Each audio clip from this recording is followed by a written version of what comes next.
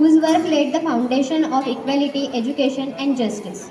Yes, I request to begin today's program. We would like to call Sanskruti Darade to deliver her speech.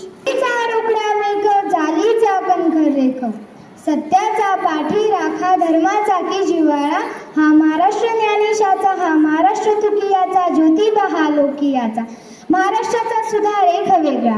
सत्याचा पावनवाला धन्य तो ज्योतिबा झाला, पतितांचा पावनवाला तो धन्य महात्मा झाला.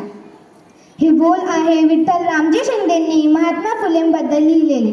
महाराष्ट्रात फुले शाहू आंबेडकरांची एक विचारसरणी मानली जाते.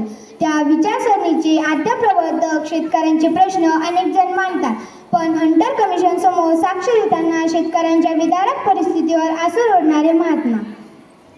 100 विचारांपेक्षा एक आचार श्रेष्ठ असतो आणि तो आचार कृतीत आणून भारतामध्ये स्त्री शिक्षणाचे पाऊल रुजवणारे पहिले समाज सुधारक.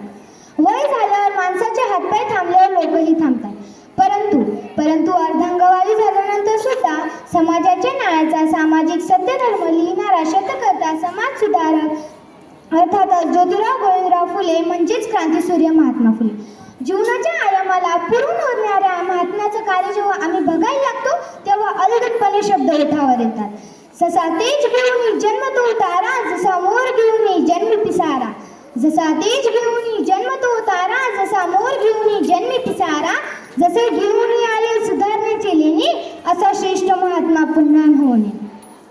नमस्कार आदरणीय व्यासपीठ गुरुजन वर्ग व येथे आवर्जून उपस्थित असलेल्या माझ्या प्रिय बालमित्रांनो, मी संस्कृती शरद दराडे इयत्ता 5वीची विद्यार्थिनी. आज मी तुम्हाला महात्मा फुलेंबद्दल माझे मनोगत व्यक्त करत आहे. इतिहासाच्या पुस्तकातील क्रांतीची व्याख्या आम्हाला सांगते की अचानकपणे घडून आलेला आमूलाग्र बदल म्हणजे क्रांती. जेव्हा महाराष्ट्र साखर झोपेत होता, जेव्हा विविध रूढी परंपरांनी बांधला गेला होता, तेव्हा माणसाला माणूस म्हणून जगणे अवघड झाले होते. तेव्हाच हातामध्ये क्रांतीची बीज घेऊन हा महात्मा जन्माला आला आणि जणू काही सत्य असत्यशी म्हणी केली ग्वाही.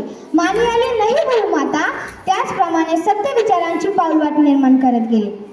म्हणूनच क्रांतीसूर्य महात्मा फुले समाजाच्या न्यायाच्या अनुषंगानं काळ्या कबीरदारांना भेट देणाऱ्या क्रांतीसूर्याप्रमाणे वाटतात. शेतकऱ्याचे दारिद्र्य हे त्याच्या अज्ञानात आहे हे त्यांनी जगाला ठणकावून सांगितलं. ते शेतकऱ्याच्या आसूड नावाच्या ग्रंथात लिहितात, विद्येविना मती गेली मतीविना नीती, विद्येविना मती गेली मतीविना नीती, नीतीविना गती गेली गतीविना वित्त, वित्तविना शूद्र खसले, एवढे अनर्थ एका अविद्येने केले. जर माणूस अशिक्षित असेल, अडाणी असेल, तर तो जगावर राज्य करू शकणार नाही, तर तो शेतकरी उलट अज्ञानामध्ये खितपत पडेल. हे महात्म्याने त्या काळात सांगून ठेवले.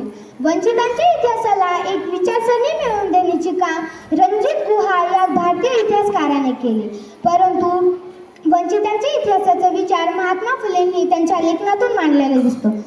जर क्रांती उभी करायची असेल तर एखाद्या युगाचा युगनायक उभा करावा लागतो. महाराष्ट्राला छत्रपती शिवाजी महाराजांचा, त्यांच्या विचारांचा विसर पडत चालला होता. तेव्हा महात्मा फुलेंनी रायगडावर छत्रपती शिवाजी महाराजांची समाधी शोधून तिथल्या जनमानसाच्या हृदयात क्रांतीचे धगधगते विचार पेरले आणि त्या विचारांवरती आज आमची मनं प्रज्वलित झाली आहेत. त्याच विचारांवरती आज आम्ही पाऊल टाकून पुढे चालतो आहे. जर आपल्याला आपला देश महासत्ता बनवायचा असेल तर महापुरुषांचे विचार अंगी करायला पाहिजे. जातीपातीपासून दूर व्हायला पाहिजे. एक कवी सुंदर वर्णन करतात, मारतो मी वाघ बस मोक्यात आला पाहिजे, मारतो मी वाघ बस मोक्यात आला पाहिजे, एवढा विश्वासही डोक्यात आला पाहिजे. सर्वप्रथम देश डोक्यात आला पाहिजे, सर्वप्रथम देश डोक्यात आला पाहिजे. महात्मा फुलेंनी रूढी परंपरांविरुद्ध आवाज उठवला तेव्हा त्यांनाही खूप अन्याय सहन करावे लागले. त्यांना मारण्यासाठी मारेकरी पाठवण्यात आले, पण त्यांच्या विचारांची झोप एवढी होती की त्यांना मारण्यासाठी आलेले धोंडीराम कुंभार आणि रोडगे हे त्यांच्या कार्यात सहभागी झाले. 11 एप्रिल 1827 रोजी त्यांचा जन्म झाला आणि 28 नोव्हेंबर 1890 रोजी त्यांनी या जगाचा निरोप घेतला. म्हणजे 63 वर्ष 7 महिने 17 दिवसांचा कालावधी त्यांना मिळाला, पण त्यांनी हा संपूर्ण काळ त्यांनी जनसेवेसाठी घातला. अशा श्रेष्ठ महात्म्यास माझा शतशः प्रणाम करते आणि माझ्या वाणीला विराम देते. जय हिंद, जय महाराष्ट्र. धन्यवाद.